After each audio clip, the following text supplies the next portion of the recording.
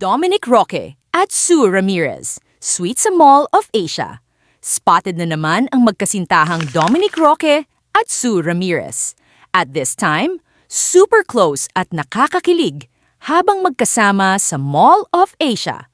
Sa mga videos na ibinahagi ni Dominic sa kanyang Instagram, makikita silang dumalo sa launching ng Wilson Philippines, isang sikat na American sports equipment brand. Suportado ang isa't isa. At hindi maikakaila ang chemistry nila on and off cam. Ramdam mo ang pagiging relaxed at happy ng dalawa.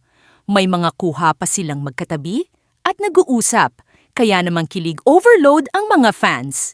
Simple lang ang ayos nila, pero yung closeness, hindi mapapeke.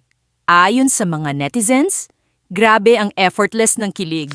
May iba pa ngang nagsabi na mukhang ready na talaga sa forever.